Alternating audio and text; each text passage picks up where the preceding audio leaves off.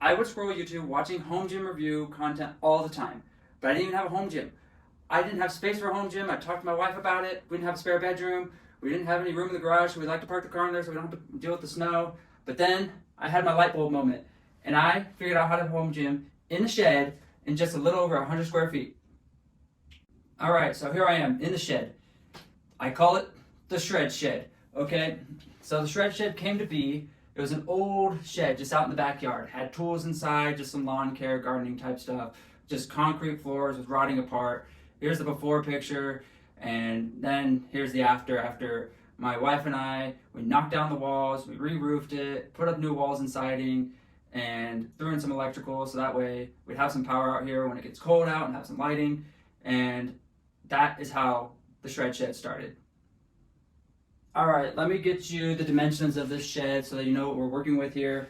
I'll throw up some footage of me doing a really quick rough measurement for you guys, and that way you know it's legit. But this shed is a 9.5 by 16 feet. I'll put up the metric conversions so those who are on the metric system can understand it. But something to note is when using a 9-foot space, 9.5 width here, the barbell is about the perfect distance from the wall, so that way you can come over, slide weights on, be able to slide past it without too much trouble.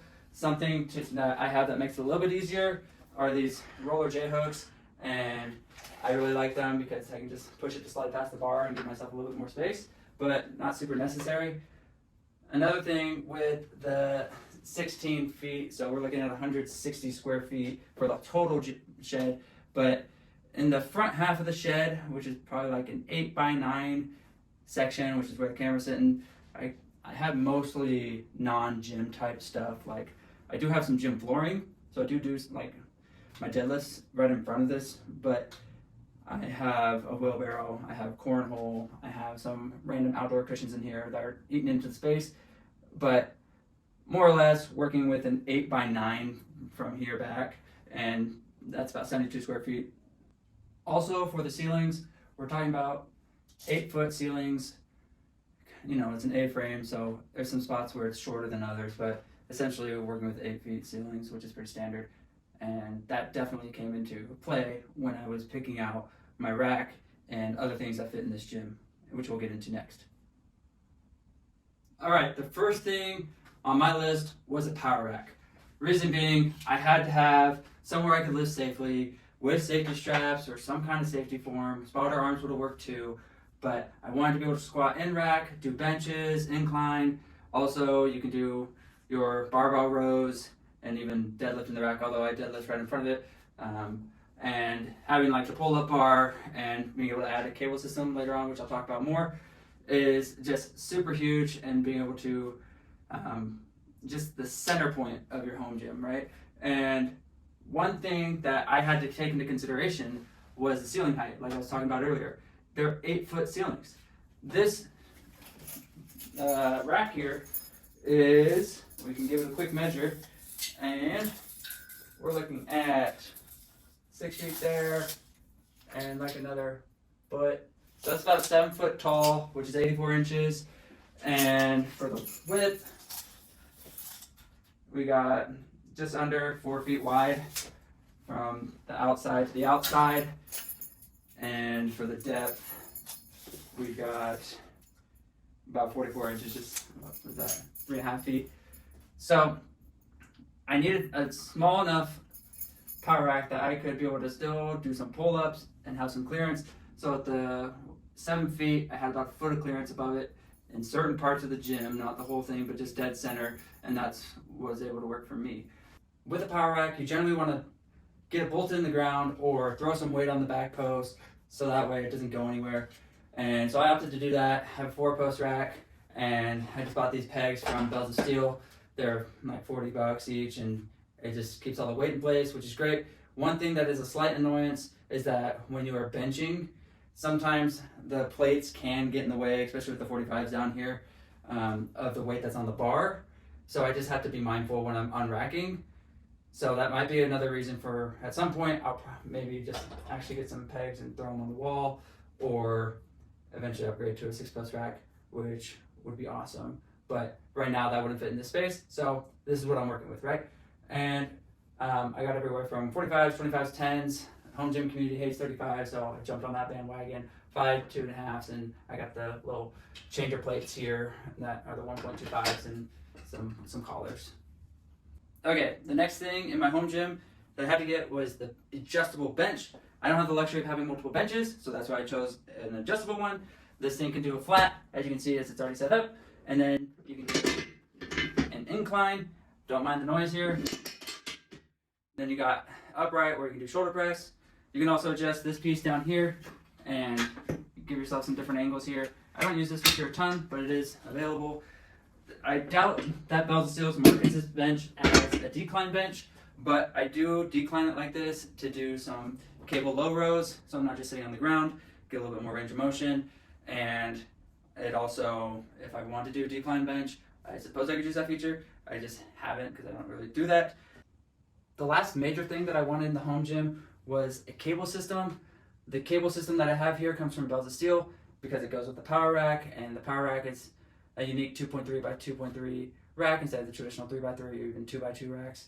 So I got locked into their system, and with this cable system, getting back to that, is it's got these 2 metal poles. You can put some WD-40, the white grease on there. Don't just do the traditional WD-40, that'll gun it up really quick. But this thing, I use it for all kinds of exercises like your cable, tricep extensions, your curls, shoulder raises, single arm chest flies. It's a great way to get some variety and add a lot of versatility to the home gym. Something that I did not fully appreciate is that I knew that it would add some depth obviously to the back of my rack, but if not even just the depth to the back of the rack, is that you also have to make sure there's room for the weights to hang off the back, especially the 45s, and being able to have enough space to kind of shimmy it in and out. So the rack, kind of in addition to the furthest point back from the rack, this thing added probably about another 2-ish feet. So that's a decent distance. It definitely pushed the rack out. It definitely took a little bit to get used to. Also, for the height considerations, this one particularly has this added height here, and it's got some of the pulleys sticking out. So I'm not measuring the top of the pulley, but it's like about 2.5, so maybe you probably want 3 inches extra clearance above it, and that would just make sure you have enough clearance to use it. All right, the next thing are my adjustable dumbbells. These are definitely probably my pride and joy of the gym. I love these things. They're indestructible, they're super versatile, and they're very compact for what they are. They go from all the way from currently 10 to 85 pounds and 5-pound increments, and I just ordered the expansion pack to go up to 105 pounds, and they have been undeniably perfect for this gym and the space that I have. I went against the grain of what Coop said. Originally bought fixed dumbbells from 5 to 50 pounds, and I quickly understood what he was getting at.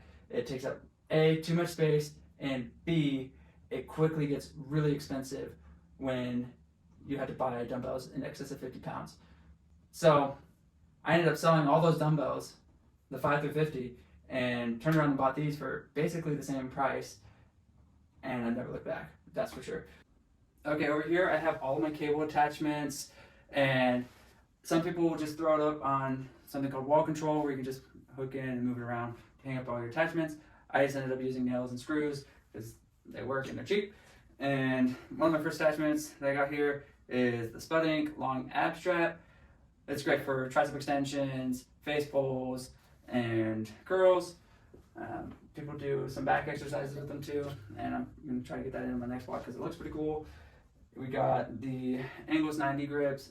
I just need some form of D handle, and they feel pretty good in hand.